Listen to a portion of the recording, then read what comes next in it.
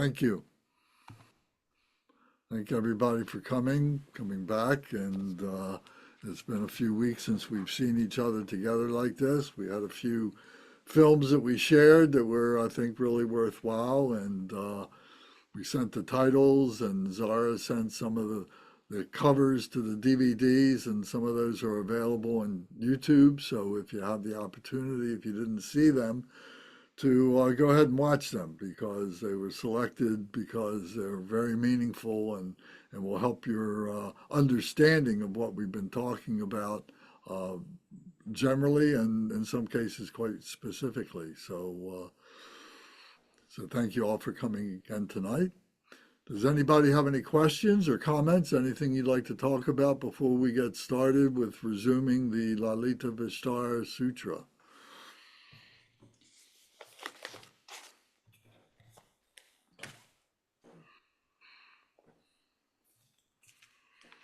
Okay. So we're on chapter 11. It's called the farming village. So I don't know if anybody read this ahead. I've read this ahead just to be prepared and so on. And over the years, we've told the story of the Buddha's life many, many times. And it's kind of like been, uh, it's kind of been modified, but it really comes from this text.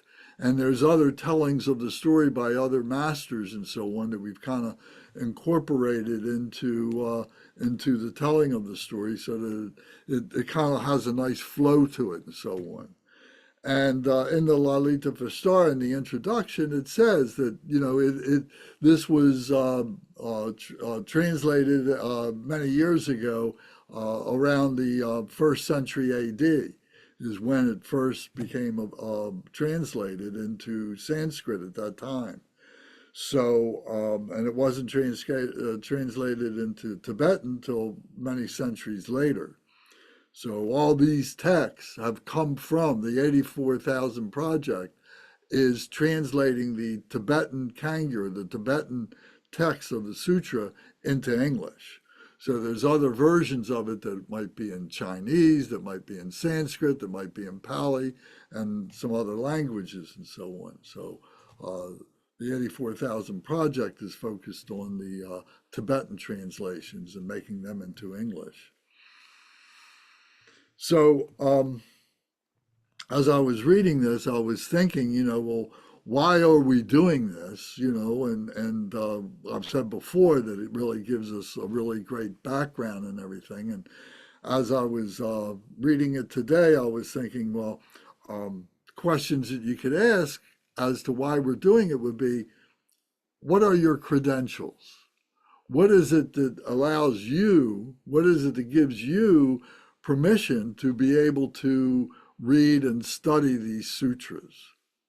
And what is the authority that you use for those credentials? What is it that gives you those credentials and so on? And what is your reference? What reference books are you using, to develop your understanding of who the Buddha was, what Buddha is now, and what the history is, and is this a story? And perhaps it's a myth, but also maybe it's not a myth, and maybe it's all quite factual. And but in any case, it speaks of a phenomenal nature of the holy. What does that mean? The phenomenal nature of the holy. When we talk about the absolute nature, we're talking about something that is non-conceptual, that is beyond, our human capacity to be able to understand and process what it is. We can experience it through our transcendent meditations. We experience that absolute nature. But to be able to give a commentary on it is very, very difficult, especially for us who haven't been trained in any real way to be able to do that and so on. But these texts, these sutras, are giving us a history of the phenomenal nature, of taking that absolute and now saying, well, here it is manifested in phenomenal nature. So this, what we live in, this nature of our world and so on, and our body and so on, is a phenomenal nature. We don't know how it got here. We don't know how long it's going to last. We don't know, too very much about it, really. We have a very myopic point of view about what we think it is. As we look at the cosmos and everything, everything is, in this very narrow point of view that we see all this. And if we could move around the cosmos in a, 90 degrees or something and look back at it, it might look quite different to us. But nevertheless, it is something to be experienced, and it is something for us to be able to intellectualize what we have as this absolute nature within ourselves. And as we get deeper and deeper into our meditations, we begin to have more and more of that experience, and we're looking for ways to be able to communicate that and so on. So the life of the Buddha is really a phenomenal story of being a absolute being, what it is to be an absolute being. So all the things that we've been reading up to this point have been characteristics of phenomenal nature, but based in that absolute nature and it taking a human form and creating these stories, creating this lifetime that we can see and everything. So my point here is that we should be looking at this as something that we are part of. We may not totally understand it at all, not at this point, but it gives us a way to be able to make connections. And connections, if you remember, the definition of spirituality is connections, is being connected to all things, spirituality, being connected to nature and so on like that, being connected to our absolute nature and being connected to our phenomenal nature. So all this has metaphor, has allegory, has mythology. All this has relevance to who we are as human beings. So keeping an open mind like that, keeping an open heart to allow ourselves to have that experience and to process it within our brains and so on is really what this is all about. So with that in mind, we'll continue on looking at this chapter 11. We're getting into a point now where the Buddha is around 8 years old, 8 or 9 years old. It doesn't say specifically, but it talks about him being as a young boy who who is learning to find his powers. He's learning to recognize himself as a not just a human being, but a human being who has a great nature, who has that Buddha nature that he was born with. And his family, his father, they tried everything, I think, to be able to allow him to have the support to be able to develop his awareness of what all this is. So I think you'll see what I mean as we read this. So last time, when we were looking at the first 10 chapters, we'd read a little bit and then we talk about it. We read a little bit more and we talk about this. We talk about it again. What I'd like to do this time is, so we don't take up so much time, is go through and read the whole thing tonight. We take turns reading pages like we've done before, and then we talk about it after we've all heard it, and then we can discuss it.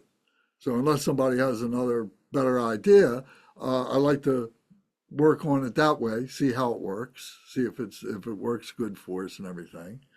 And I want you to remember one other thing, and that is that in the Tibetan tradition, these books, these Kagyu books, these are called the Kagyu books, are kept in the shrine room of the monastery, the Dharma center, whatever.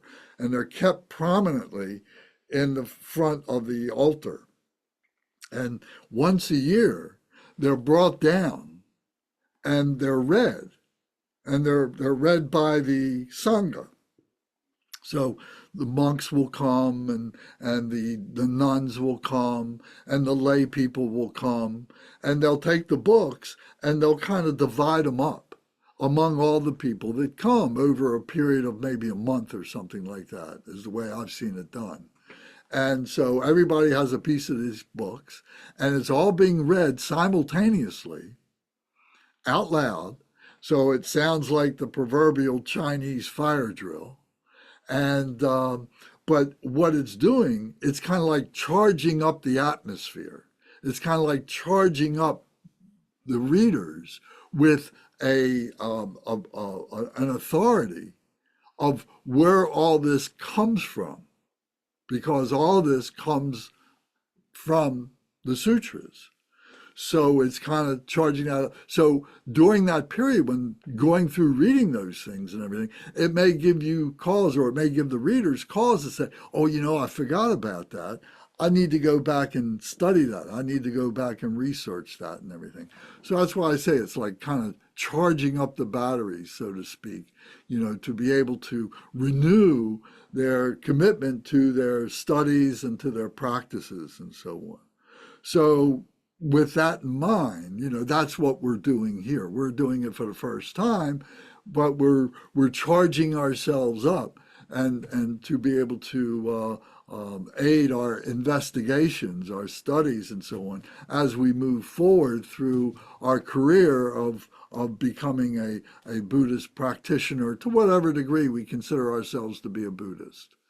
And being a Buddhist doesn't exclude you from being a Christian or being a Jew or being a Hindu or being a Muslim or anything like that. You know, the philosophy of Buddhism is one of learning about oneself, you know, and it's not about a divine spiritual being, a supreme being. It's not about that. It's about being able to recognize who you are, how we are, and being able to purify that, to be able to recognize that absolute nature. The phenomenal nature, we're stepping all over ourselves all the time in our phenomenal nature. That's where our confusion is. So we're learning to organize that so that we can use those lessons as stepping stones, so to speak, to be able to get to our absolute nature, which is non-conceptual, which is beyond expression, but the experience of it is what we're really going for. So I hope that makes some sense as an introduction. Anybody got any comments or questions? Please speak right up.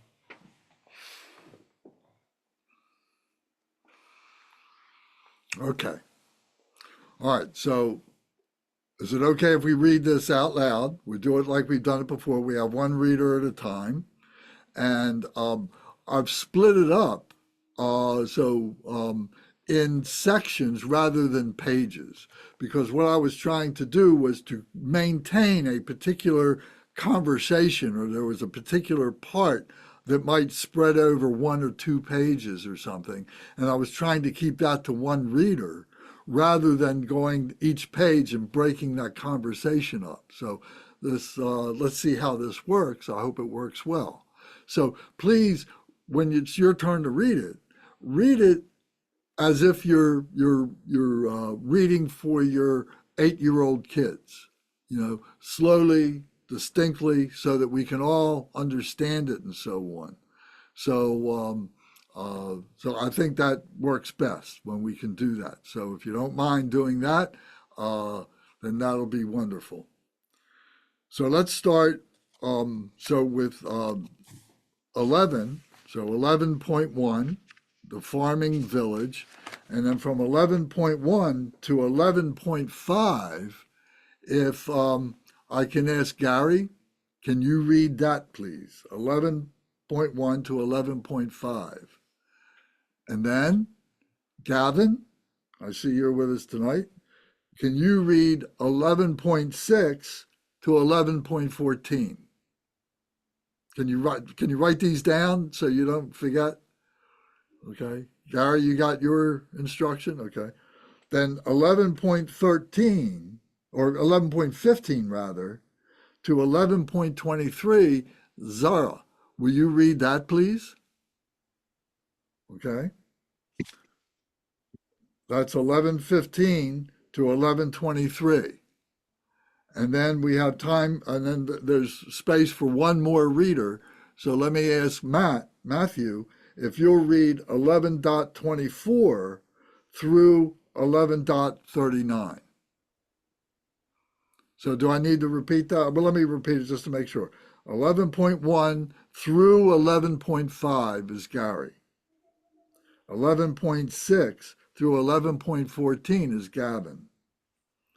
11.15 through 11.23 is Zara. And Matt is reading 11.24 to the end, which is 11.39. All right, so anybody that I missed tonight, we'll catch it up next time. So, all right, so try and read with a little bit of expression and so that there's interest and meaning in there. And I think this will be very helpful. So please, Gary, you're the first, so please begin. Chapter 11, The Farming Village. Monks. On another occasion, when the prince had grown a little older, he went with the sons of the ministers and some other boys to visit a farming village. After seeing the village, he entered a park at the edge of the fields. The Bodhisattva wandered around there in complete solitude. As he was strolling through the park, he saw a beautiful and pleasant rose apple tree, and he decided to sit down cross-legged under its shade. Seated there, the Bodhisattva attained a one-pointed state of mind. He then settled into the first meditative concentration, which is free of factors connected with evil deeds and non-virtues. It is accompanied by thought and analysis, and is imbued with the joy and pleasure born of discernment. He then brought about the cessation of thoughts and analysis, and became perfectly quiet. As his mind became concentrated, he settled into the second meditative concentration, which is free of thought and analysis, and is imbued with the joy and pleasure born of meditative absorption. Without any attachment to joy, he remained in equanimity with mindfulness and introspection, and experienced physical pleasure. Aware and cognizant, he felt physically at ease. He had settled into the third meditative concentration, which is without joy, impartial, aware, and abiding at ease, as the noble ones described it. He had already relinquished suffering, and as he now abandoned the feeling of comfort, both mental pleasure and displeasure vanished. Thus, he settled into the fourth meditative concentration, perfectly pristine, with impartiality and mindfulness, unconnected with pleasure or pain. Right then, 5 extremist sages who had miraculous powers and the 5 superknowledges were flying through the sky toward the north. Yet, as they flew above this grove, they suddenly could not go any farther, and it felt as if they were being pushed back, with the hairs on their bodies bristling. With anger, they spoke the following verse: "Like an elephant tearing apart a fresh grove of mango trees, we proceed and reduce to ashes even the enormous diamond peak of Mount Meru. Even among gods, we go unhindered, high above the realm of Yaksas and Gandharvas. Yet here at this grove we are weak. Whose force dissolves our magical powers?" Dwelling in that grove was a goddess who sang this verse to the sages. It is the Sakya prince, descendant of the best of kings, who shines like the dawn. This wise, supreme man has a moon-like face with the beauty of a blooming lotus. He whom gods, Nagakins, Gandharvas, and Yaksas revere, is in the park concentrating. His power, gained from the merit in millions of lives, is thwarting your miracles.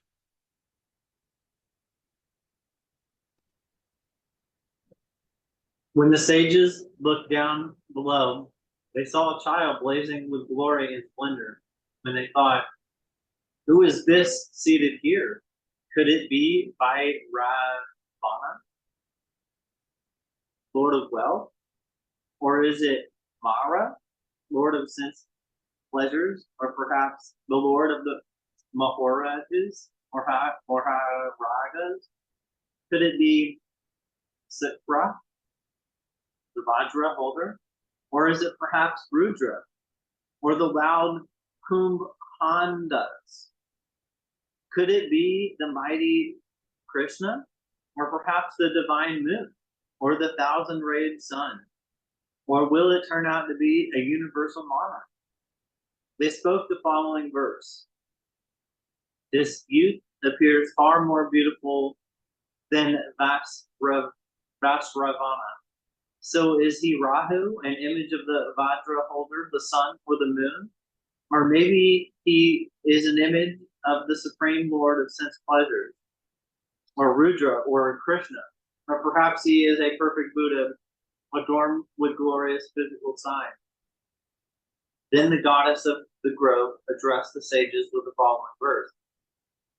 All the splendor of Vaisravana and the thousand-eyed one, all the splendor of the four guardians of the world and the Lord of the demigods, all the splendor of Brahma, Lord of the world, and Krishna, is minuscule in comparison to that of the son of the Sakyas. Once the sages heard the goddess's words, they descended to the ground. There they saw the Bodhisattva practicing concentration, his body immovable and blazing with a mass of light. Reflecting on the Bodhisattva, they praised him with verses.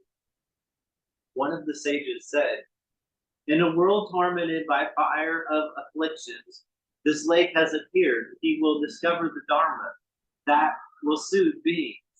Another sage said, in a world benign with ignorance, this torch has appeared. He will discover the Dharma that will illuminate beings.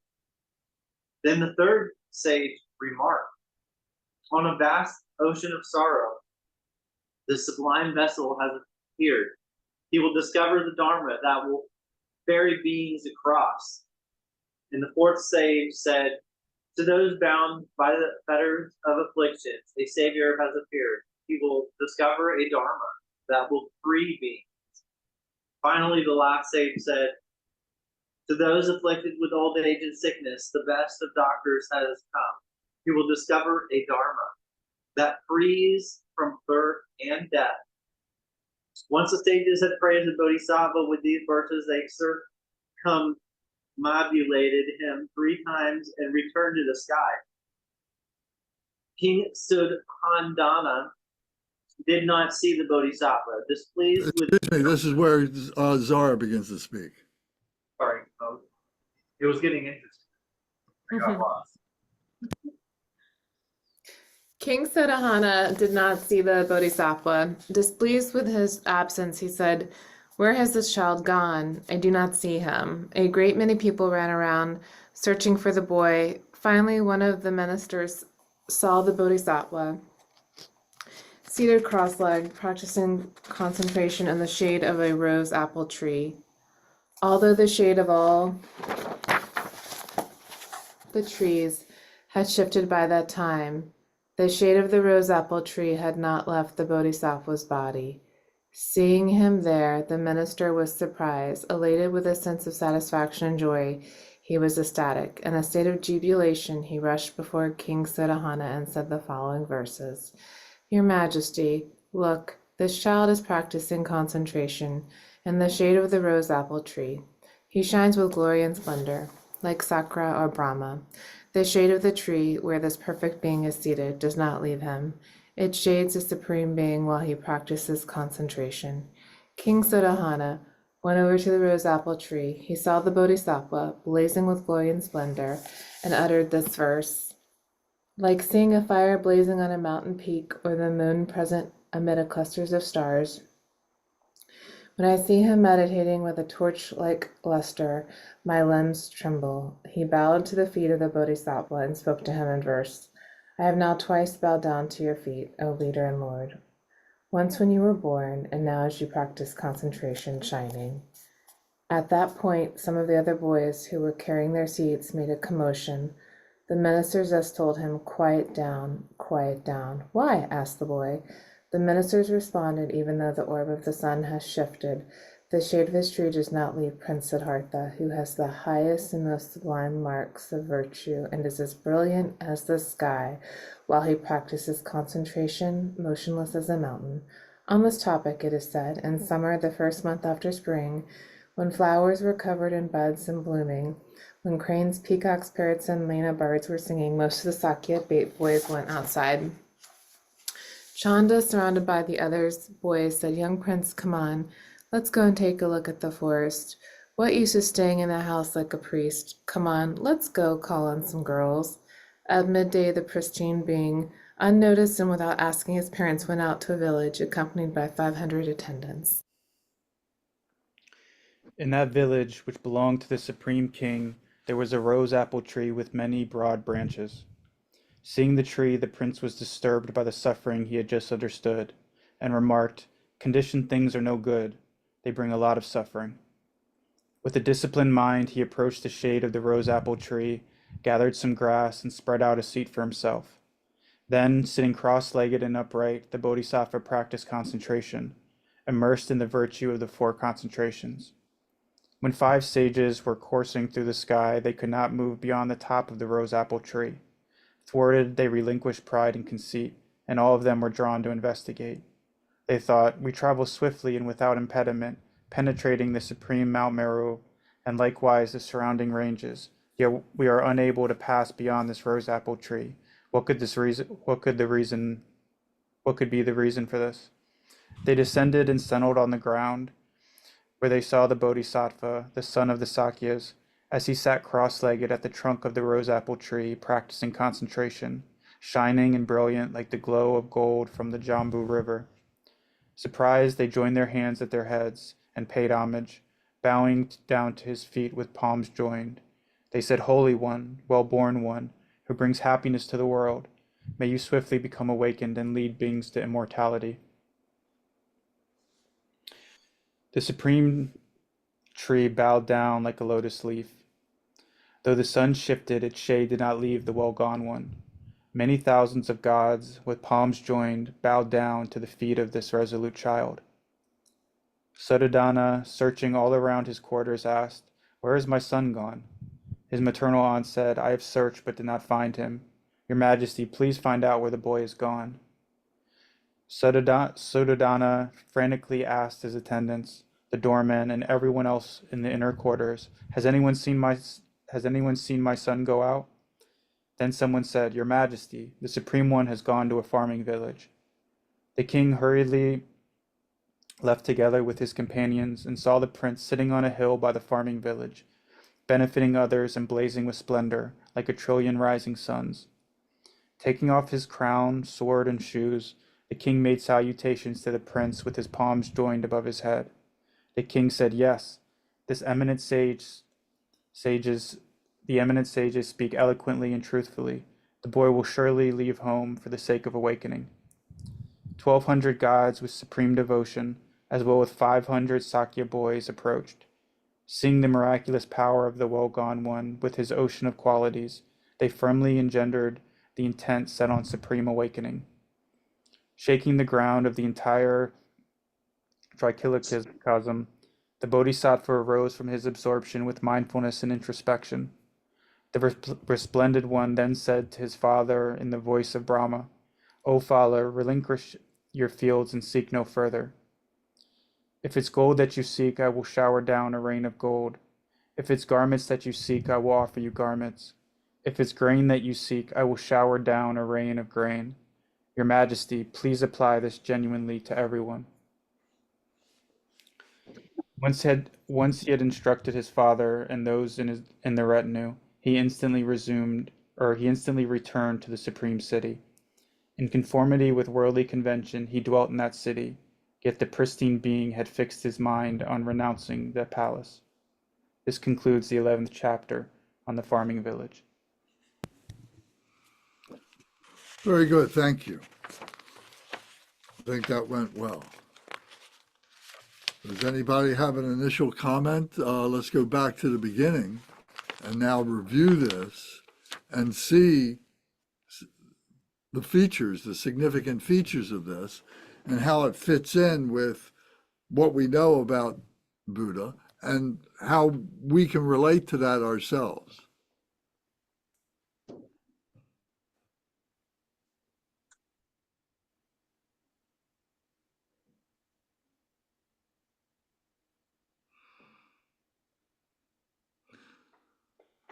So what do you think about how his father, the king, Suddhodana, he was seeing this, it seemed like for the first time. He knew the prophecy, he had heard that, but now he was seeing it in action. Do you recognize that? Any comment on that?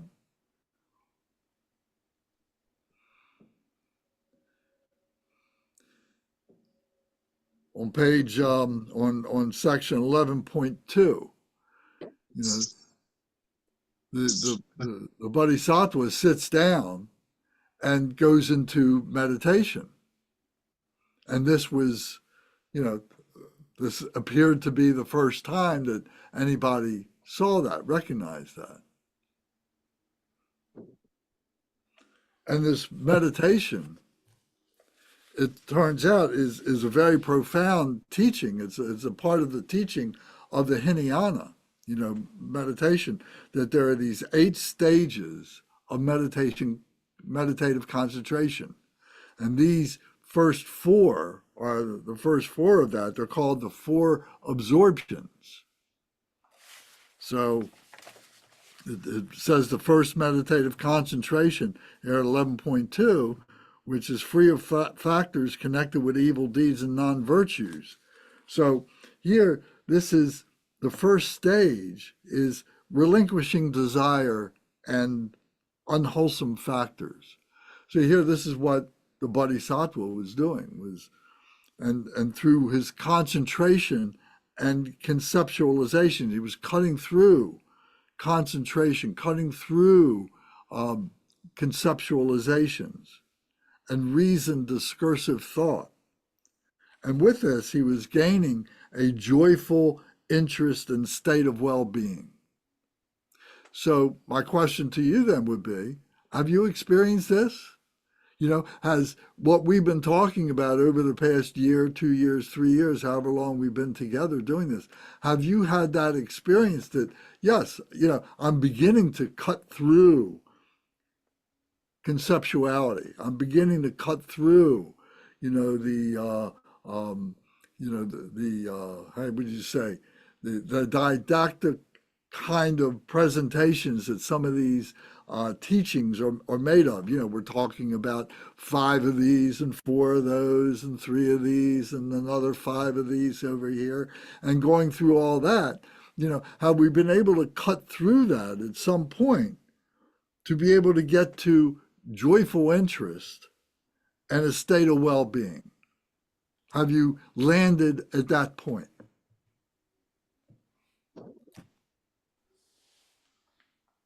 I need to know more about what you're saying, Lance. I think that I understand what you're getting at, but at least in part. But Okay, well, let me try and explain that. Okay. To say it another way, what's being described here are the 4 absorptions or the 4 concentrations of meditation.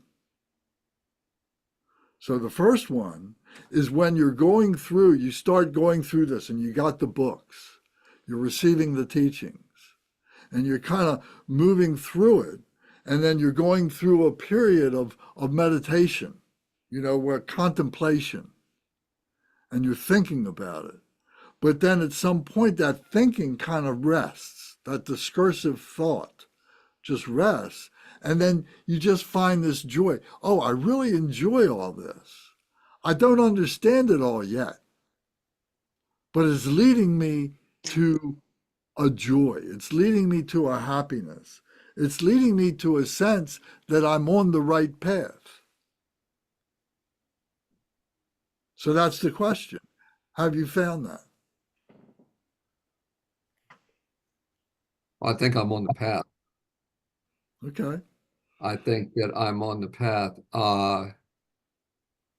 And just in general terms, only the things that I used to become absorbed in, that I'm still aware of, that swirl around all of us, not just me. I'm still aware that they're there. I'm aware that they're occurring. But less and less do I allow myself to be sucked into the vortex of them. Doesn't mean I'm not concerned. Right. It doesn't mean that I don't think certain things matter or that certain things are right or wrong. But I think that I have a better understanding of where my place is in relation to them. My place is with my own awareness. So you can see that there is a pathway. There's a pathway. Okay. All right. Let me move on to somebody else. Give everybody a chance to speak. So, Galvin, you got your microphone on. What do you think about this? Do you experience this state of well-being? Did this come on to you at some point? Were you able to see that by giving up desire and by giving up unwholesomeness, that you found that there's this state of well-being, there's this happiness that comes as a result of that? Can you comment on that? I agree that there's an equation to a state of happiness by discovering the literature that provides a foundation. There is the joy knowing a life existed in the human race that provided the knowledge of how to instill morality, and is it by instilling morality? It's like an alchemicalized process to the human individual, where most of our global civilization, well, at least Western civilization, is through our social lens. I'm limited here in the United States, but it seems that morality isn't instilled. It's not like the social lens is globally like, hey, human, here's your morality, and we're going to increase your electromagnetic field through your light body by showing you how to be moral. And then we'll demonstrate the electromagnetic capacity of the individual. And that's what we witnessed with what we just read. See, I have joy reading this first chapter 11, which is, it's interesting. The whole chapter 11 represents a gateway, and Buddha goes into meditation and basically opens up a gateway, but the gateway to begin instilling his morality. And there's these ascended masters flying around, and they sense this electromagnetic morality coming out of a human, and they cannot fly beyond this apple tree, because the electromagnetism coming out of this human is so strong. These ascended masters must witness. That itself teaches the joy of morality. And deeper down the rabbit hole, there's like the test of using technology through a human that is moral, and they could use it just with their brain. Like, it's the capacity, and without morality, people have to plug in to the grid. All right. Well, instead, all right. Well, that's really good. Let me move on to somebody else. Give somebody else an opportunity to speak about that because you went to the next point, which is very good. So, Kungo, can you comment your sense of joy with this, your sense of morality? If you want to comment on the sages that Gavin just, introduced to us again. Thank you.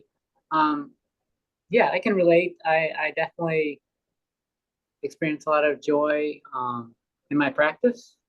I think I would say most days when I meditate, um, I feel that joy of calmness when I meditate. Um, and then I feel like that carries over into my everyday life, and most of my life experiences are pretty joyful.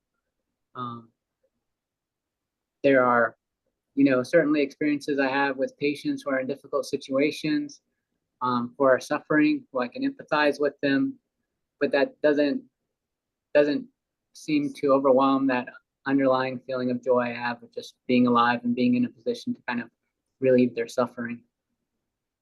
Thank you. Thank you. Matt, how about you? Can you comment on this? Yeah. I mean, I certainly experience periods where I feel more joy during and after the meditation. Um, a lot of times it do like the compassion meditations as well. I feel like can have that kind of effect. Anything that's like dying down this obsession with myself, which is my kind of baseline walking around state most of the time, has a certain kind of joy to it. I also find for myself that there can still be a resistance to practice at times, and that it's almost like I need to sit for like a few minutes for that to die down. It's almost like just this pull of I need to be doing the next thing. I need to be productive. I need to, that's like doesn't want me to sit. And so it can sometimes take me a second to then like let this tension release some through the practice. I wouldn't say I've certainly had some what felt like pretty, profound and interesting and meaningful experiences in meditation. I certainly haven't, I can't achieve the level of concentration to reach like definitely any of these kind of, I don't know if these are the jhanas or what, or like that kind of bliss as it seems to be referred to in the teachings, like that physical bliss and from these deeper states of concentration. That's not something that I am able to do, but certainly feel joy from my practice a lot of times. Very good. Zara, can you comment, this issue of this part of the sages? Are the sages another way of looking at ourselves? I mean, what is a sage? A sage is like a wise person, a teacher or something like that. And are we stuck in that within ourselves and thinking, oh, I got this all sussed out? But then, you encounter this energy of the Bodhisattva and say, oh, here's something that I haven't been able to penetrate. It's more powerful than I am. So the sages are actually part of us as we're going through our meditative, beginning to learn our meditation. And remember, again, this is an 8-year-old kid that's doing this. So for him, maybe it's his primary experience in being able to show this off. Maybe he hasn't experienced it himself before, but it's just coming very naturally to him. Zara, can you comment on any of that? Lance, you know that I can, and you know that I won't stop talking. You'll have to cut me off after like 20 minutes. And I will, I know. For me, everything right now, for those of you who have known me, all of you actually have, this in Lance is most intimately familiar. I am able to testify the transformation I'm going through right now, like the last 4 years, where it was like curiosity to then, oh my gosh, this stuff works. Like this works. And now I don't know if you guys ever heard this phrase, when the scriptures actually, you understand the scripture, whatever, if it's Eastern or Western, when you understand some of these phrases like let go, let God, born again, all, whatever, it doesn't matter, whatever it's from, things now make sense. So to answer your question, I completely believe in interconnectedness. I believe collective consciousness is real. So yes, I do believe whatever is in the Buddhas and me, whatever is in the sages is, I can tap into that at any point. I see in my brain, like the matrix, like we're all plugged up to a central CPU called divine grace or God or whatever you want to call. And that is all one source energy that we can all tap into whenever we want, if we choose to let go of our egos and self-will. So yes, I believe all of this, and I think some people are more blessed or less distracted by external senses, such as our wonderful Buddha. And it takes others maybe their entire life to get it, to be like, oh, wait a minute.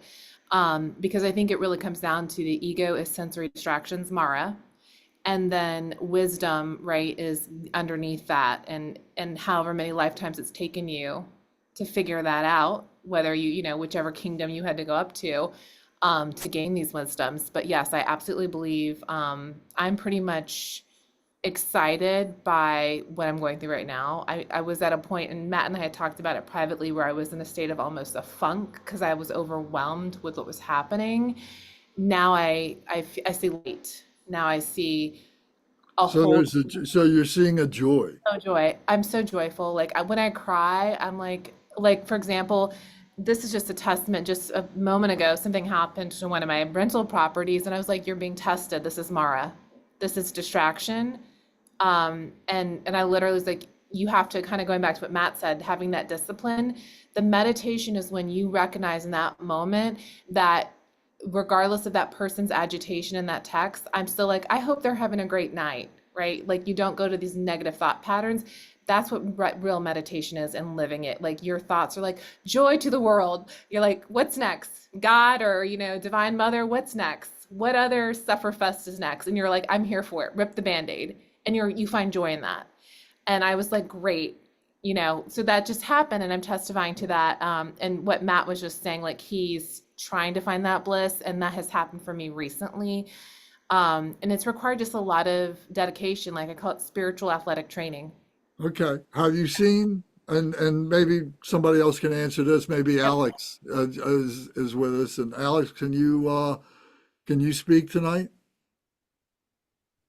Yes. All right, well, let me give you something to speak about. Wait a minute. This because the second concentration, the second part here, it says the second meditative concentration, which is free of thought and analysis. So initially, the first part, we're going through, discipline. We're going through, being able to tamp down our bad behavior and so on like that. Now the next part is we're seeing that if we sit down and do our meditation, that there's a point at which we just rest in that meditation, and the discursive thought or the chasing after these thoughts and trying to fit everything into their respective holes and everything isn't necessary anymore. And there's a joy in that. There's a happiness in that. There's a peacefulness in that. Do you see that? Have you experienced that yourself? Yes, thank you for, sorry if I was not responsive earlier. I think I kind of spaced out a little bit as I was in some kind of joyful quiet moment. But yeah, like especially when I used to practice more in the past, a little more regularly, there were a number of moments where I would be like surprised myself, like why I'm suddenly so peaceful and happy. Why, like what is the reason for that? I'm just sitting here and trying to, like, focus my mind, or like get my mind out of thoughts or some distractions, and then suddenly this kind of joyful peace dawns on you, and I would feel very content. I would not want to move. I don't need, and all my thoughts would like quiet down, and And yeah, I think there are several degrees of that you can get to, and maybe I was able to sample a couple of those degrees and such. But Let me ask you this. Let me ask you this. In talking with many people over the many years, people are always, trying to say, "Oh, I've reached this level," and they've got a name for that level, whatever their tradition is, and oh, I'm working on this level. I'm trying to get to that level, and so on like that, and it becomes like a badge of honor for them. Oh, well, I'm on level number 4, or something like that. Have you experienced anything in that way? Do you think of it in that way? Well, I haven't studied really enough to be able to recognize any of these levels. I was just, in the Buddhist lore, there are like several bhumis and whatnot. And like, I don't know what bhumi I was at some point, but I could feel that there are different grades of this and different like depth in which you can reach the peace and quietness of the mind. And I just know that there is a lot more that I could do, with practice, and I could feel that with deeper level of quietness and like overcoming distractions,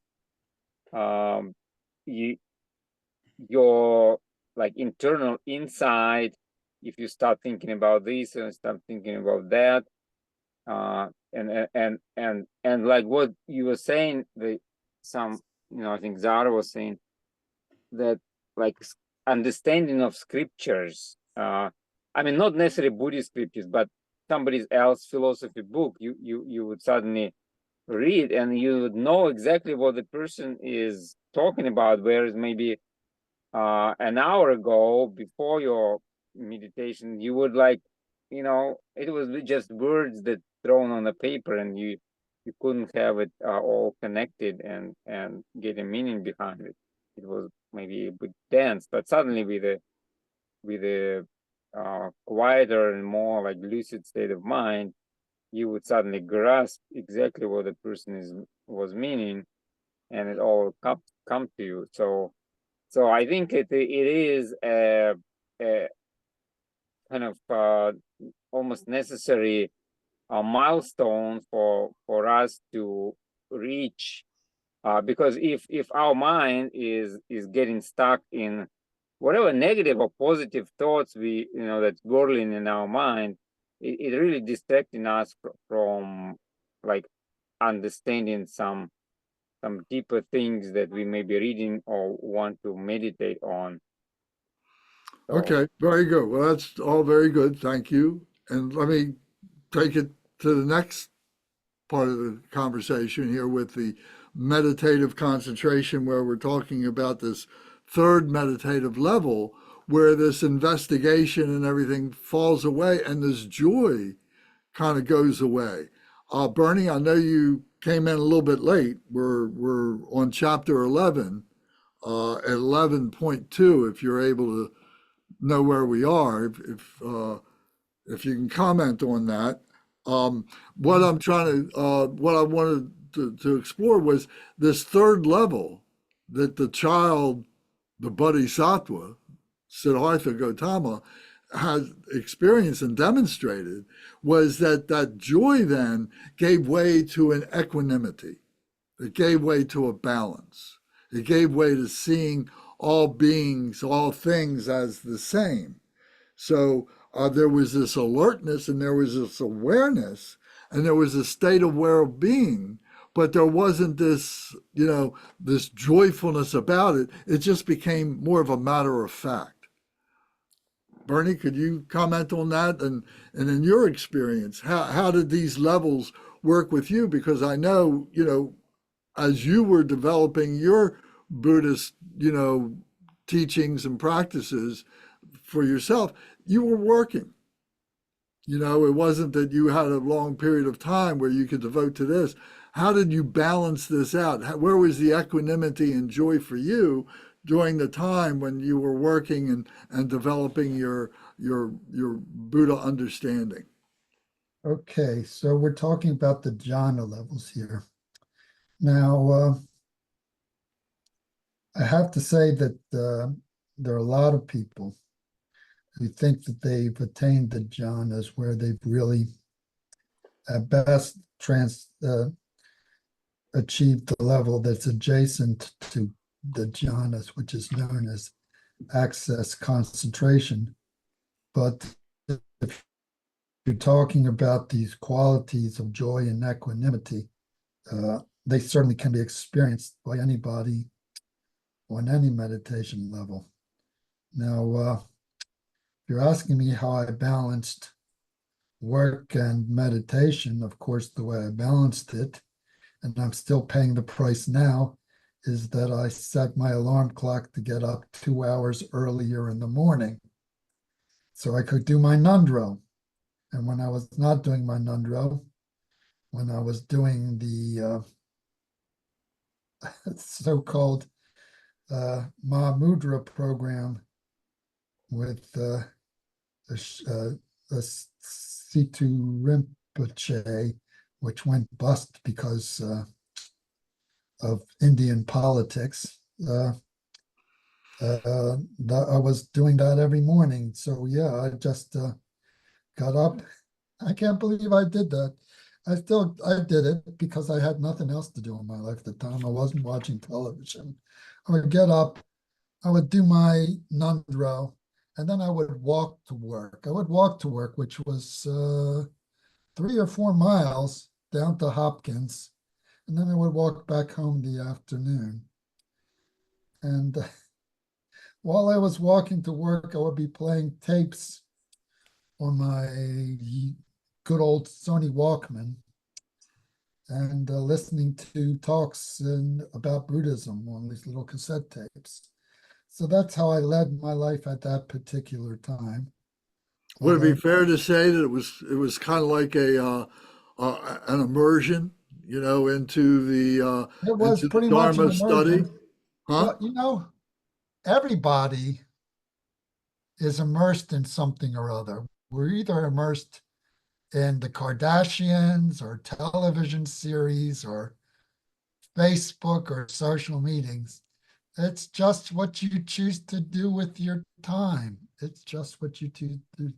These days, I'm spending a lot of time translating Spanish. It's how I'm immersed. It's my immersion program right now.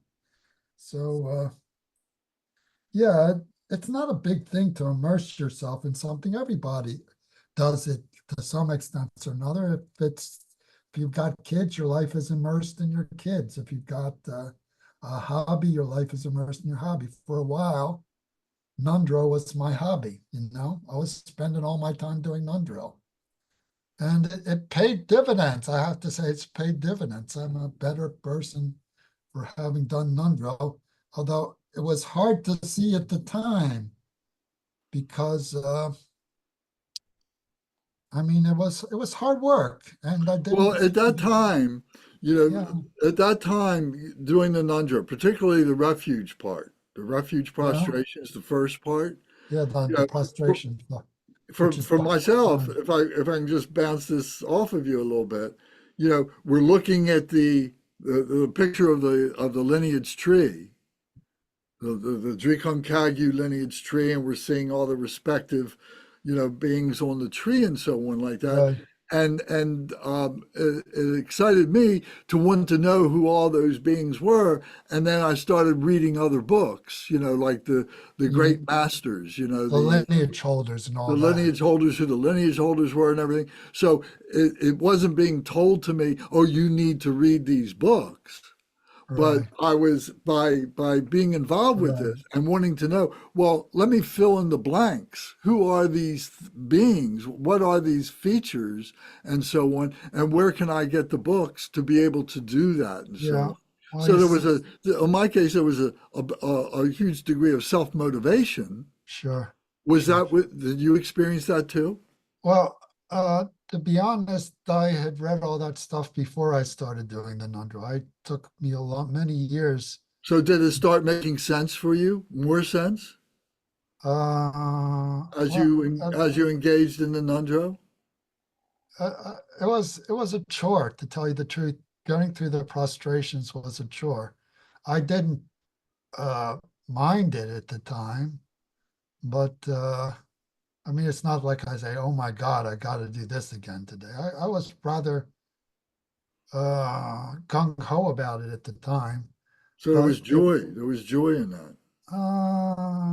well, you gotta understand my personality. It's just that I just started it and I was determined to finish it. You know, it was determination more than it was joy to get through it, and it's like it's like it's like doing anything else, or I don't know. We've got different personalities. But even if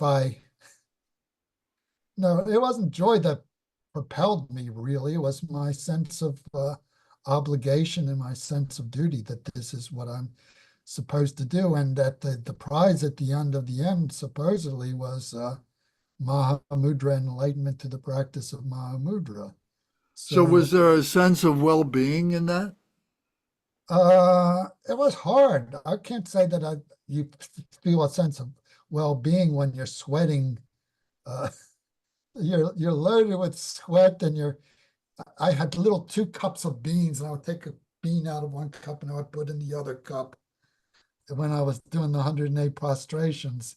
I can't say I felt joy while I was doing the prostrations, but there was, I mean, obviously a sense of Buddhism, sense of Dharma permeated my life. My life was permeated by the Dharma, and I was kind of wrapped up in it, and I was thinking about it all the time. So in that sense, I suppose you could say it was a sense of joy. I was really totally committed to the Dharma, and I was going to, We're good. and it was like that, you know. I can't say. I mean, there were feelings of joy, feelings of bliss, but that didn't come during the practice. That came outside of the practice. All right. Well, let me come back to Zara and to Matt because they're involved with the Nunjo now to whatever degree. And I'd like to ask them that question. Are you feeling a joy? Are you feeling, that you're a sense of well-being that's coming as a result of doing these practices and thinking about these things, making the Dharma part of your life? Zara, what do you think? Um, yes, absolutely. So two quick comments is one, whenever anyone is ready to, I definitely am grateful that he's making this into a hybrid model because in the Western culture, it would not have been accessible to me to do this, right? Like until I was probably retired to do this type of 3-year retreat in a more traditional. And now that even that first 3 or 4 sessions and those 2 days back to back where he's starting right from the beginning and going through this super systematically, it's like everything is falling into place. And I had shared with Lance privately immediately after the day after of those 2 days back to back on starting with Precious Human Life. I had this weird blissful state that first meditation session after it was effortless, organic. It was like this white light and all these people just started flashing and people that I didn't like, I did like. There was no discontinuity. It was like all the same. And all I saw was their well-being mattered so much to me. And it just happened. It was like, and we were just been precious human life. Like, oh my gosh, like everyone's life is worth something, right? So yes, to answer your question, absolutely from the academic side of it, but experientially right away within 24 hours, I was like, oh, this is great. And people that I even, conventional, am like, I have a reason to hate them conventionally, right? I was like, no, it was all gone. It was just like that. I'm like, they have value. Like they can do Okay. good stuff. So it's beautiful. Yeah. All right. Let me switch to Matt and ask him the same question. Well, I was exploring it, but I'm not able to do that program with Drupal. Just with the way my life is, I can't Well, have that you have habit. been for the past number of months, you've been doing prostrations every day, haven't you? I haven't been, no, not so much the last few months. Since we stopped doing it, I've been doing it some, but I've been transitioning to, like we talked about, some of the other practices of going through the book, and our regular prayer book is kind of the more of the practices that I've been doing with the like the bodhicitta practice and the four thoughts, and then like some shamatha meditation and like the bodhicitta four immeasurable kind of meditations is what I've been All doing. right. So has there been joy in that? I'm trying to get down to that and say, well, are you enjoying this? Is it good Yeah, stuff? yes, there's definitely joy in it, and I'm very inspired by what Zara, what you're saying, and with your practice. There's a kind of parallel track that you and I have kind of been doing in some degree, but your practice has been much stronger than mine, I think, and for all kinds of different reasons, probably, but I think it's experiencing the effects of that. So I find what you're saying like really, really inspiring. Um, So I appreciate you sharing that. But yeah, there is a lot of joy. My issue is I'm still too wrapped up in the worldly, too wrapped up in samsara and these addictions and the stimulation and the whole thing. It's yeah. Well, it's not like throwing a light switch and all of a sudden your life becomes, a Dharma life and all that kind of stuff. It has a graduated, you know, path to it, and it takes some time and so on. Yeah. So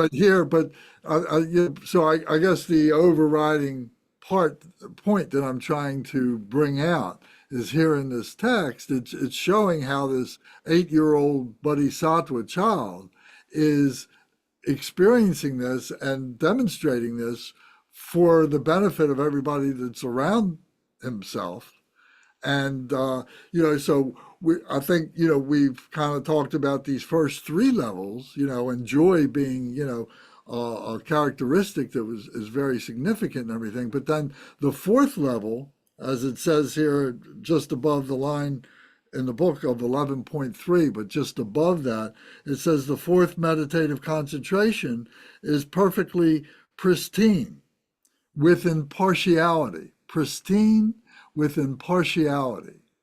So, in other words, that there's this equanimity without any judgment, without any impartiality, a mindfulness, and an unconnected with pleasure or pain. That it just becomes, as I said before, a matter of fact. It just becomes, okay, this is what I'm doing now. Lance, So, it's so funny that you say that just quickly. It's so funny. This afternoon, I did an act of kindness yesterday for a neighbor, and so I picked, she can't travel. So she's like, can you grab me some bread? And I got the wrong bread. So she texted me today and said, come get it back. And go get the right one. And I said, I literally was like, no good deed goes unpunished. I went and got it, and I looked at her, and I was like, okay, Miss Sophie. And then I get a call for something else. And I looked up at the sky, and I said, thank you so much. Continue to please rip all these Band-Aids off. So I was like, I want it. Like, I want to feel this, because I was actually grateful because I was practicing the Dharma. I was like keeping my thoughts clean. So going back to what you're talking to us about now, I literally feel such a sense of dedication to the Dharma in every moment now. Like every time there's an uncomfortable moment where I don't like, or like pain, like you just said, pain, I don't see it as pain anymore. I'm like, it's opportunity to practice Dharma, if that makes sense. I see it now for what it is, an opportunity.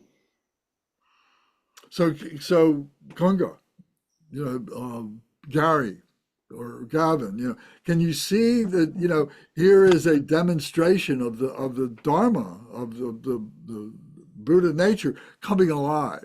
We see it, manifesting in front of us, and we can relate to it in our own lives. We can see how that's happening with us too. Kunga, what would you say? I was just going to say that, it's easier for kids to meditate. They don't have as much on their minds. Yeah, But in my familiarity with that story was that he was even younger, and the nurses had brought him and put him under that tree. He was like maybe even too young to even crawl, and they just put him under that tree in the shade and left him, and then kind of forgot about him. And then they kind of discovered that the shade hadn't moved, and he was in this meditative concentration. And then later, as part of the reason that he stops his extreme asceticism is because he remembers that experience of entering meditative in a relatively ease, and another part of that, which was I thought I like in that story, is that he is observing the plowing, and he's observing all the insects and all the worms that are being cut up by the plow as it cuts through the earth, and he's feeling that compassion for those beings, and so that compassion was part of that motivation for him to develop that level of concentration. So, thank you. Thank you. Yes, and that comes later in the story, I think. So yeah, so that's what I'm trying to bring out is, these stories, should be connecting us, to this whole process. And being able to see ourselves in all these stories, like the five sages, to see ourselves as the five sages. And then also here in 11.6, it's giving all these Hindu references. So maybe some of us, have familiarity with that, but, they're going through, well, is it this? Is it that? Is it the Sakya? Is it the Brahma? Is it this? But no, it's something beyond all of that, that what the Bodhisattva is representing and so on. And this is within ourselves, this is recognizing the Bodhisattva within ourselves. It reminds me of Superman, where in the cartoon they're like, "Is it a plane? Is it a bird?" No, it's it's Superman, right? Lance, I was going to ask a quick question, a follow-up for Bernie. Bernie, I'm so grateful that you're part of this crew. How old, you were describing these routines and your practice. How old were you? I was just curious, like Oh God, I was in my 30s. I was in my 30s at the time. And this is, I know this is being recorded. If you don't want to answer, you don't have to. Were you ever married or in a significant relationship? No, I was not married. No, I was not married. Still am not married. Is this like a distinct choice you've made relative to practicing Dharma? It's the way my life has worked out. It's the way my life has worked out. So was it an intentional choice to say, I'm going to No, I forego? didn't. I never took a vow to practice celibacy, if that's what you mean. Okay, got it. Okay, No, yeah, nothing that's like fine. that. No. Okay, no, I was more curious. And then, so you did that starting in your 30s, that level of dedication to those practices and procedures. Yeah. And now, how old are you now? I'll be 70 in November. And okay, and so you're saying like you've seen the value, the payoff, and starting it at that age Oh yeah. now. I assume, that A leads to B, and when B happens, it was because of A. Sure. Okay, thank you.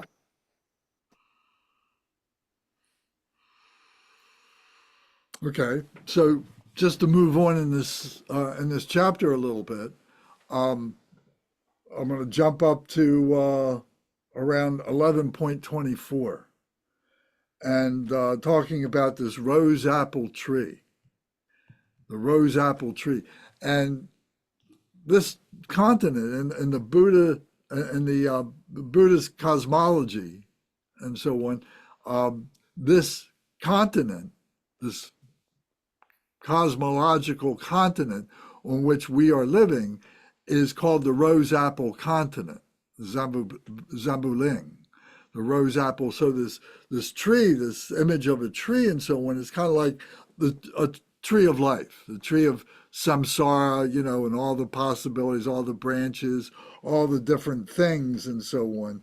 So, and seeing that, all these conditioned things are no good. The Bodhisattva is saying all these conditioned things that are on this on this tree that we see in here is all fabricated. Is all stuff that we create for ourselves. We're creating our own confusions.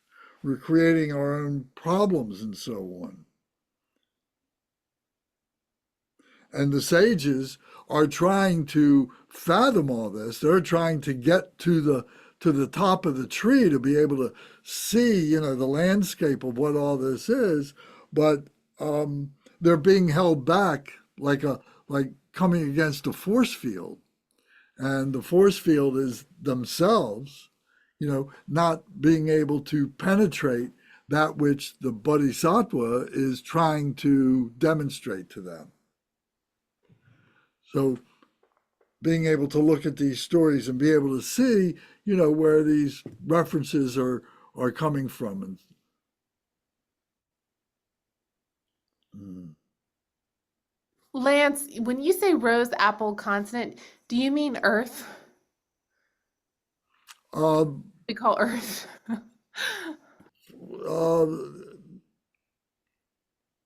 I guess from some point of view, you might say that, but it might be that the whole universe, as we see the universe, might be that rose apple continent, or maybe it's a galaxy. Yeah, yeah. Or, Okay. you know, it's just a particular point of view that's interesting. It's part of the, as I say, the Buddhist cosmology, the way they explain, you know, this creation or whatever that we see and everything, that is all illusory. Yeah. There were, you know, so in All order right. to Yeah. understand it ourselves and to communicate it, you know, we intellectualize it and call it this, that, and the other thing. So, Got it. you know. Okay. Okay, so So basically it's in the different practices, we touch on those things. We talk about those things. yeah. We use those things as touchstones to be able to understand, you know, where we are relative in this relative nature. But it's all just a fabrication. It's all just appearances. Got it. Okay, I just thank you for clarifying.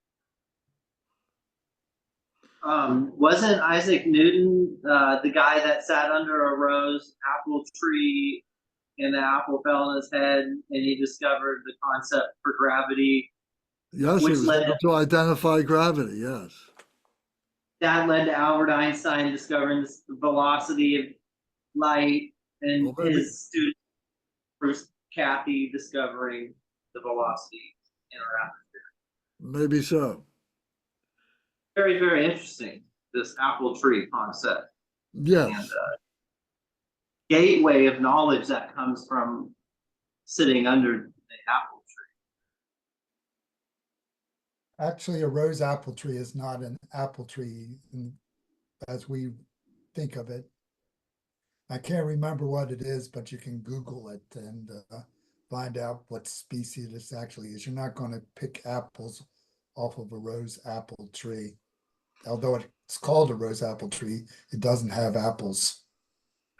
Isn't it like figs? I thought it was figs. That's the tree he sat under when he was enlightened. Right. That's different. A rose apple is the name of the continent. Well, okay. This is what they thought the world looked like in ancient India. The earth is a flat disk filled with water, and the continents float on top of the water. And there are 4 continents in each of the 4 directions, and Mount Meru in the center. And the continent that we live on is the southern continent, which was more or less shaped like a triangle, the way India is shaped like a triangle. So basically, they didn't know much about the world at that time other than India. And that became the traditional Buddhist description of what the world is like. And you can try to fit it into modern terms, but basically it deals with the fact that back then they didn't know what the world was like, and they thought it was flat instead of round. So in that way, they were behind the Greeks who knew it was round. So, you know, you just have to take, when you read that part of the scripture, figuratively. You can't take it literally.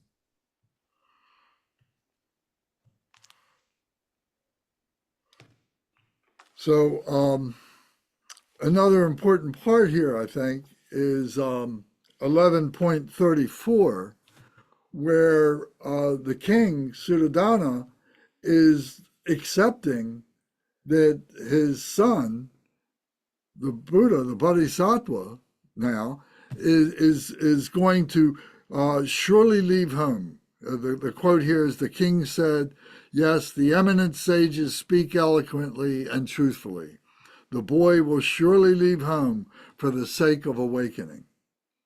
So in many of the stories that we've heard about the Buddha growing up and everything, that his father, the king, was hiding him away, or was hiding the rest of nature away from the boy, keeping him in the palace and so on, protecting him from seeing all of what was outside the palace, so that he would remain in the palace, and he would be the heir to his kingdom and so on. But in this story, the Lalitavistara story, the king accepts from the very beginning that his son is going to be a great spiritual being for the benefit of all beings and so on. And it's only as some people might say, oh, he needs to be a universal monarch. He needs to be, he needs to take over, your kingdom, and because he has that ability to be able to do that. But the king recognizes that he's beyond that. So here in this part of the story, I think it's revealing that. I think he wavers back and forth during the story. Lance, do you think he realizes that at that point that that's his son's dharma? Like at some point, someone's like spiritual genetic coding is just going to come to the surface no matter how much we try, like gravity. Like it's almost like a compulsion. Like I have to go teach. I have to be a nurse. I have to be a serial killer, whatever. Do you think that? Yeah. Okay. Yeah, I think it's in this chapter here. I don't remember exactly where it is. I didn't make a note to that point. But I think, yes, the king is accepting that his son has this karma to be this great being.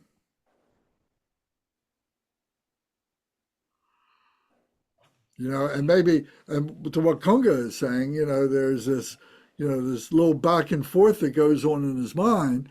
I don't know if it's in this particular part of the story, or he's referencing, or Kunga's referencing another part here. But The next chapter, he tries to marry him off. So, well, yes, that's true. In the next chapter, that's what happens. Yes.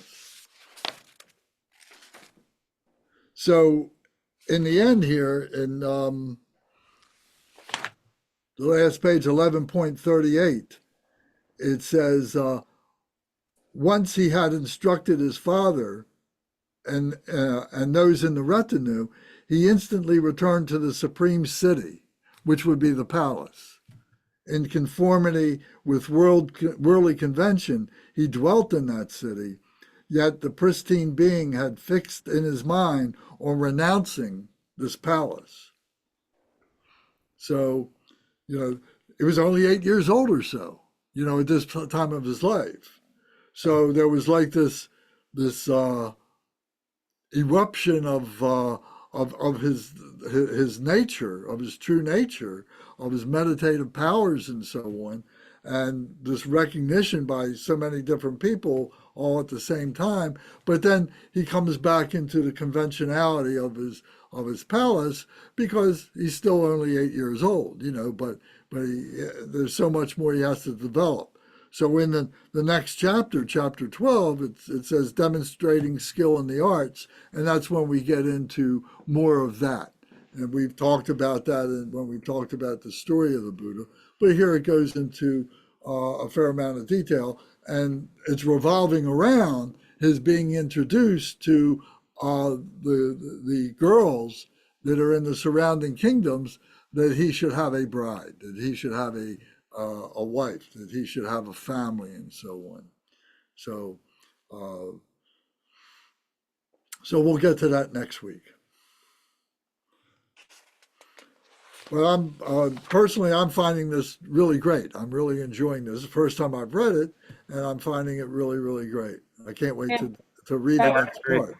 Yeah, this is That cool. was That was actually going to be my question, just because part of and forgive the lack of grace in this word combination, spiritual constipation or conceptual constipation. There's so much coming in right now that it's difficult for me sometimes to process it in a spiritual developmental order where I'm trying to like scaffold it and be like, am I learning geometry before I know basic addition, right? So one of the questions I actually had is about the sutras relative to some of the other things I'm doing is what is actually the correct order? Like if someone's like as a child, right, indoctrinated into the culture and raised, how would this actually unfold naturally developmentally? Because I feel like I'm getting fragments and my brain is sometimes scattered of like where, you know what I mean, where it's too fragmented from like the spiritual knowledge that's available, where I don't know sometimes where to focus, and if there's a correct, because when you're too scattered, that's actually not useful probably, um, even if you're digging one hole within one spiritual paradigm. And I feel Well, it's a sometimes, good point. It's a good point. And are you talking about specifically about when do the sutras get introduced into a child's education? I'm just thinking like if I was a child in the Eastern culture, how would this naturally unfold organically? Where it's like, okay, you learn the sutras, then you learn like Well, they meditation. probably wouldn't be learning the sutras unless they were going into the monastery. Okay, okay, But they would be learning the different stories, like the Dharmapada stories, or the Jataka stories. They're like fairy tales. Aesop's fables and things like that. They'd be learning stories like that. But these very specific stories about the life of the Buddha, the sutras, that would be learned in the monasteries. and then the 3-year retreat hybrid program, that's also a separate sort of pathway that's That not, comes when they're late teens, early 20s. okay. And then, however, then there's other pieces that would be naturally part of the culture, like learning, watching someone meditate, right? Like watching that as part of a lifestyle, like meditation practices would be built into family culture.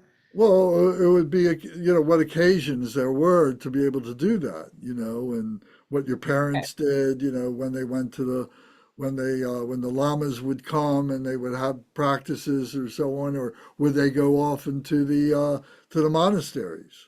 Okay.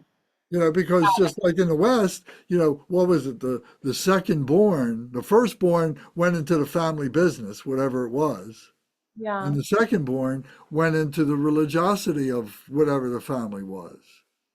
Got it. Okay. That makes sense. So much in the same way, was here in the East too. Sometimes it's like with all of the different and now I have a better understanding of the deity practices like medicine Buddha, Shinrezig, white Tara, green Tara. I understand those are all basically just helping us understand how to tap into what's already within us. Like so giving something that's abstract form, giving it a They're personification of energy. yeah, yes, exactly. So making it easier for the human brain to be like, okay, I have something to focus They're on. meditational deities. Yes, and I think that's more of like understanding how do people learn that? Like, is that part of a monastery lifestyle, like where people go in and then if you're a child or whatever, you just see it organically happen, like we're gonna do medicine Buddha right now, like so and so is sick, and you're just like, oh, they're doing medicine Buddha right now. Is that how it would naturally happen? I'm sorry, say that again. So like do like kind of like understanding the different deity practices, is that something that's also very specific you have to get into would be under the monastic training paradigm? Yeah. I think, as a layperson, you'd be introduced to it because there would be, when the lamas are coming around and they're giving teachings in the old country and so on. And, you sit in, but it's not focused on you. So I It's feel like focused on it's focused on those that are in the monasteries. And it comes, and the teachings actually don't come. My understanding of it, at least in the Drikung Kagyu, is that the real teachings of the deity yoga do not come until after the fivefold path of Mahamudra. okay, that's helpful because that is such a basic preliminary to understand like the foundational pillars. Okay. Right. To go into all the depth of what those those personification, energies are and so on, doesn't come until after you've developed a strong meditative practice. That makes complete sense. That is super helpful. I wonder if anyone else feels this way. At least I'm feeling this way now, which is why I'm starting to use my speech in a way that's useful. I feel like we're all, at least everyone on this, like that has the blessing to hear what we're going through, has almost like it's in our spiritual dharma, I guess, to talk about this and guide other people in some way. You know what I mean? Like in the Western culture, like if we've got the blessing of hearing the Dharma, like we are now talking about it in this way that we actually should be putting people on the boat with us as best as we can and trying to help ferry them over. Like that's how I feel. I don't know if anyone else feels that way, but I take that on as a blessing now that I understand what all this is to understand. Yeah, I think that's true. And I think that we need to be careful, because there are traps in that if we're not prepared for that. Yeah. And it's, people need to want to do that. We shouldn't be, evangelic about it and trying to convince them to do these things. If they ask the questions and then you can say, well, I can take you to my teacher, I can show you, some of the things that I study, some of the things that I read about and everything that are very general. And at this point of our progression, that would be the wise thing to do. Not to turn Yeah. them away, but also not to consider them to be your students or something like that. No. I think I mean more through action, like just demonstration through action and then not using highly specific language. I think the beauty of what we're doing is like the simplest of action speaks volumes, right? Like you don't have to get these super specific words or say this is Buddhist or this is this deity. It's just like I just said something nice or kind. And I guess that's more what I mean is the dedication to lead by example and actions. But I Um, think you raised a good point about, well, we're learning here about Sutra, we're learning about Nundra, we're learning about Fivefold Path of Mahamudra, we're learning about all these different things, it seems, all at one time. So it doesn't seem very linear to us, and that can be overwhelming. yeah. Yeah. And it's So, also a blessing though to be able to even be overwhelmed, I guess. It's a blessing to have the option to be overwhelmed. and that's where you have to have spiritual brothers and sisters, friends, teachers, and so on to help you to assimilate into that, because it's all worthwhile, but sometimes you don't want to put the cart before the horse, because it can overwhelm and turn you off. So that can happen too. Yeah. So, I definitely agree. And I'm so grateful for all of you nuggets on this call. So thank you. so, you know, there'll be a time to be a master, but right now it's just kind of sit back and let it kind of wash over you and enjoy it, I think, anyway. And then slowly through repetition, I mean, here's another point, the repetition of this going round and round and round is where the real, is the process of how we learn all this is through the repetition. So allow the repetition to go around several cycles and slowly, slowly it begins to start falling into place. It's that 2,000 piece jigsaw puzzle without a picture that we got to put together. But after a while, you begin to recognize the pieces falling into place. So true. Yeah, you're so right. Thank you for that. Anybody else have a comment about this? What your experience is? Is there something you want to vent about or ask a question about? As it relates to what we're reading right now, chapter 11. Yeah, yeah. The process, what we're going through, you know.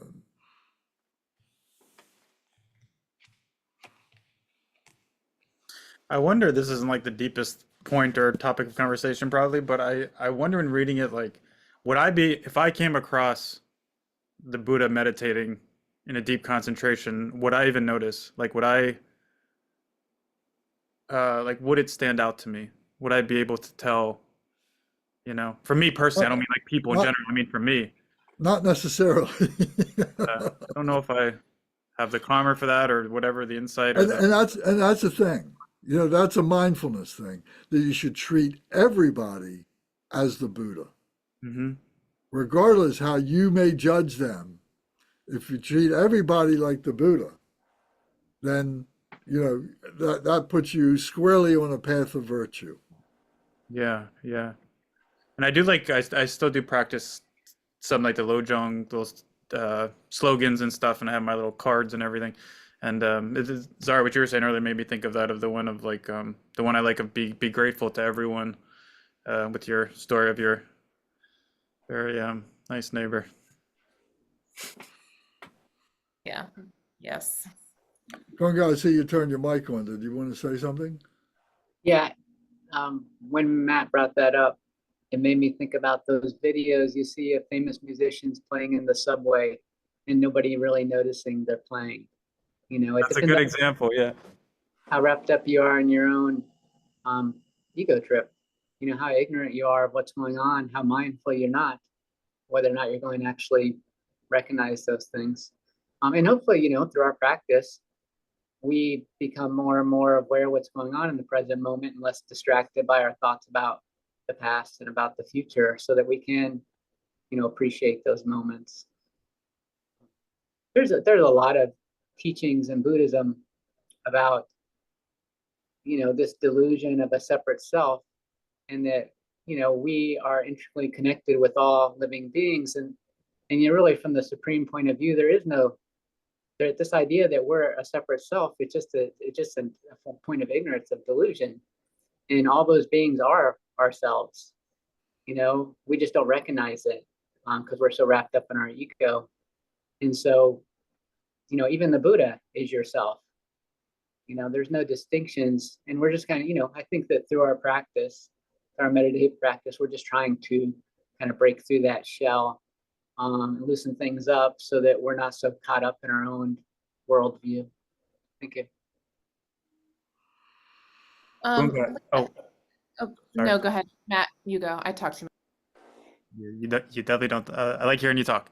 But Gunga, I was wondering, did you have a period with your practice? I guess probably earlier on, because I know you're a very dedicated practitioner, um, where you kind of struggled with this push and pull of like I don't know what I'd call it, kind of like the worldliness, samsaricness, and then like the Dharma practice, where it's like there's still that's still there for me. I have to just be honest with you. That's still there for me. It's still the Dharma practice still isn't fully integrated into my life. It's still, at times it is, but it's still, and it is more so than in the past, but it's still compartmentalized in this way. And then there's like this pull, these other areas. I was wondering if that's something that you experienced or if it just kind of came pretty naturally to you. It was a really gradual process, but there were some times in my life when these things happened that really seemed to focus it on and reconfirm my practice. When I was 30, yeah, in my 30s, I had to have open heart surgery, which is not something you usually expect to have at that age. And it just really brought to mind that, you know, we're teaching about that preciousness of human life, you know, that my life, I had to go this huge procedure, and if I didn't have the procedure, I could have just died when I was out running one day. And even the procedure itself is a very risky procedure. So that seemed to, I remember that moment in particular as really focusing me in. But even before I had any knowledge of Buddhism, I just remember times when I was younger where all of a sudden I just had a realization, you know, I really seem to be acting like a jerk. Maybe I could figure out a different way to do things. So I think it's something that you maybe kind of comes up spontaneously in your life, but there's also alongside of that, there's just sort of a gradual deepening of my practice, like reading and meditating just became more of an activity I became invested in, until it just seemed to kind of like be more dominant part of my life, and everything else. And instead of me trying to make decisions about how to fit the Buddhism in, it's like how to reflect that all of my life is a reflection of the Buddhist practice, and how do I bring my practice into those areas that I don't normally think of as being directly related to my practice. You know, the practice is not just reading the text and practicing meditation, and just being nice to people. You know, it's sort of how do I handle myself in all my life situations, and that's sort of just gradually deepened over time.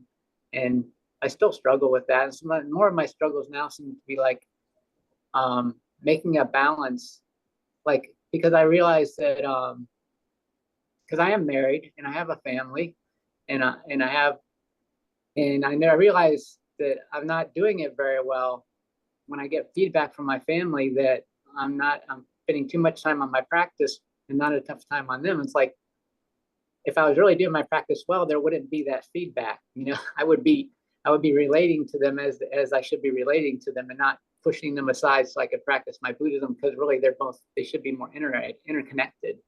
So those things seem to pop up on me as little reminders that, you know, I still have a lot of work to do, because I'm still getting this feedback from my family that I'm not the wonderful, perfect person that I think I'm in.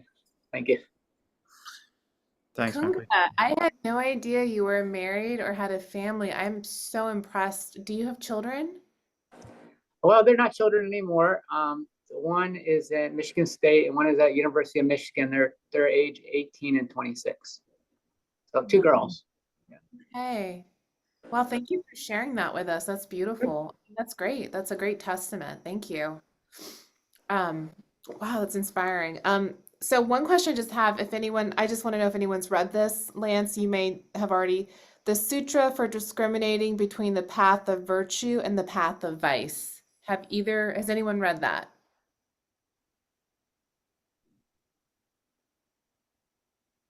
Where'd you find it? It's in the book you gave me, the Life of Shabkar. Oh, yeah. I have the reference for it, but I wondered if it talks about the ripening of karma and understanding it. Has anyone, Bernie, or I guess anyone seen it? I'm gonna find it and read it. That's first time I hear that, but I think one of the teachings that I was going through was on that topic. It was like the whole teaching, the whole like sutra was about whatever comes to you is your karma. Like if you did that's your karma. If you did that, that's your karma. So there are a number of teachings like that, I think. Okay. Thank you.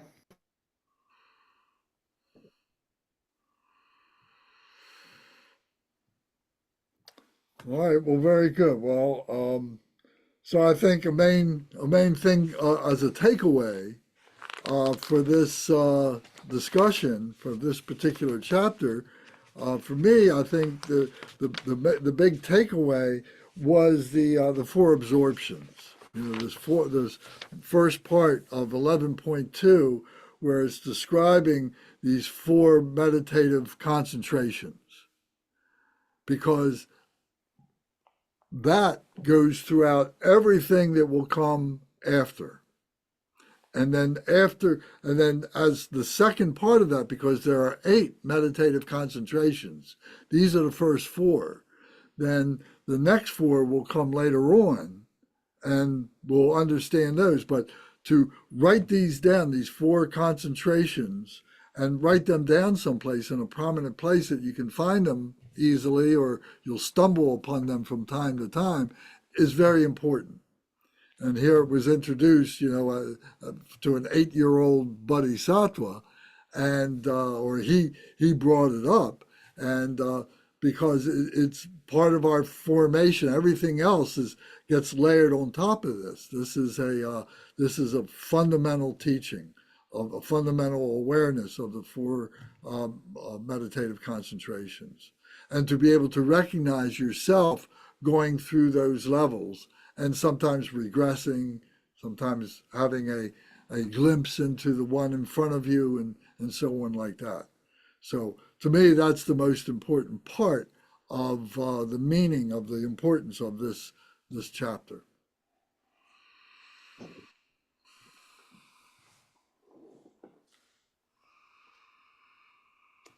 Can Okay. you point out Yeah. where it explains the 4 meditative concentrations he's Well, if you look at 11.2, you've got the book, right? So right there at 11.2, it says, he then settled into the first meditative concentration. You see Okay, that? I see. Then later, then the next paragraph, it says the second meditative concentration, and then the third and the fourth. So Okay, you can read that over and over again and extract what you need, you know, and I would write it down on a separate piece of paper, you know, what are the 4 meditative concentrations and what are the characteristics of those 4 meditative concentrations are all there in the text. thank you. And if you want to talk about it sometime, I'll be happy to talk about it with you. I have another question. What is this symbol that it accompanied the literature? Is Oh, this a yes. Well, thank you for reminding me. Yes. We are going, symbol? yes. So what I want to do is we could do it this coming Sunday, is start a new Sunday practice program. Move away from what we had been doing up to this point, which was Nundro, and begin by doing some meditation work, and begin by doing the 7 Vajra or the 7 chakra meditation. So that goes to that. So those envelopes that I included in those books with you have visual mnemonics to help us to develop a better understanding of meditation and how we can control the meditation and so on. So I would like to do that. A few weeks ago, when we were doing Joseph Campbell, he was talking about, you know, different aspects of the development of meditation and so on, and he mentioned this, and this is a practice that I've done many times over the years, and I've taught it many times, and it's very, very simple, very powerful. The Kundalini, if you're familiar with that, is based on this. I do it more simple than the Kundalini. So I call it the 7 chakra meditation. So it's kind of like an empirical meditation. It's much easier to follow, and it doesn't have the religious baggage to it, if you will. You know, so and if you ask me, this is the kind of meditation that Buddha Shakyamuni would have learned when he was a young man and went off to be an ascetic in the woods. This is what he would have learned.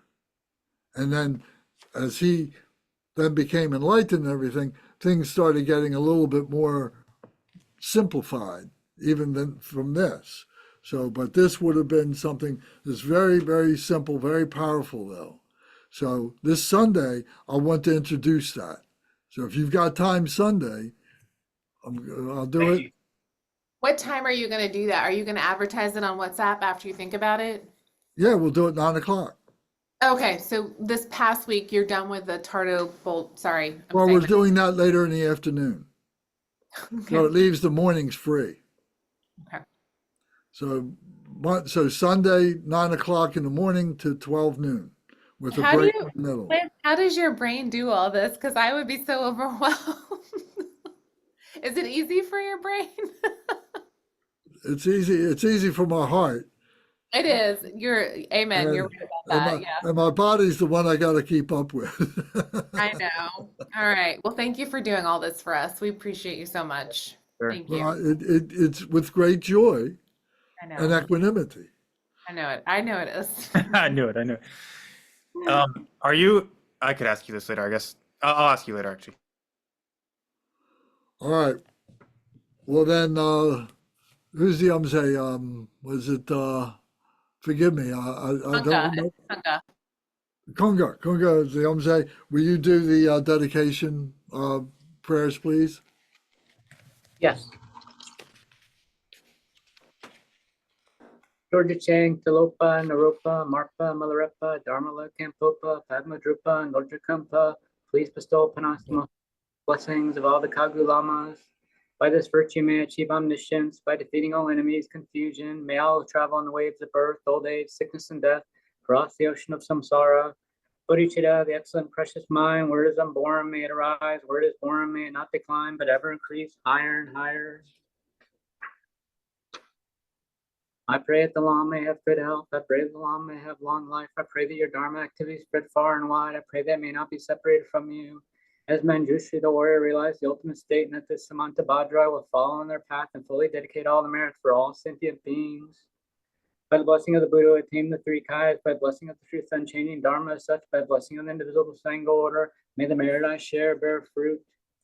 By the virtues collected in the three times, by myself and all beings of samsara and nirvana, and by the innate root of virtue, may I and all sentient beings quickly attain unsurpassed, perfect, complete, and precious enlightenment.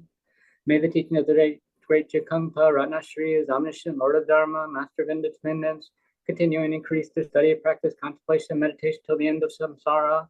Sarva Manglaman. Glorious, holy, venerable, precious, kind root lamas, lineage lamas, divine assemblies of Yidams, assemblies of Buddhas, Bodhisattvas, Yogins, Yoginis, Dakinis, dwell in the 10 directions. Please hear my prayer. May the virtues collected in three times by myself and all sentient beings, and samsara, nirvana, and the virtue, now resolve innate worldly concerns, for cause of samsara, rebirth of Shravaka, Pradika Buddha. May all other sentient beings, especially the enemies who hate me and mine, obstructors who harm, misleading Mars, and the hordes of demons, experience happiness, be separated from suffering, and swiftly attain unsurpassed, perfect, complete, and precious Buddhahood. By the power of this vast root of virtue, may I benefit all beings through my body, speech, and mind. May the afflictions of desire, hatred, ignorance, arrogance, and jealousy not arise in my mind. May attachment to fame, reputation, wealth, honor, and concern for this life not arise for even a moment. May my mind stream be moistened by loving kindness, compassion, Buddha Chitta, through that may I become a spiritual master with good qualities equal to the infinity of space. May I gain the supreme attainment of Mahamudra in this very life. May the torment of suffering not arise in the time of my death. May I not die with negative thoughts. May I not die confused by wrong view. May I not experience an untimely death. May I die joyfully and happily in the great luminosity of the mind as such in the pervading clarity of Dhammata. May I in any case gain the supreme attainment of Mahamudra at the time of death or in the bardo. Om Ahum, Om Ahum, Om Ahum. May my body, speech, and mind be inseparable from the body, speech, and mind of all the enlightened ones for the benefit of all sentient beings. Very good. Thank you, Kunga. Thank you, everybody.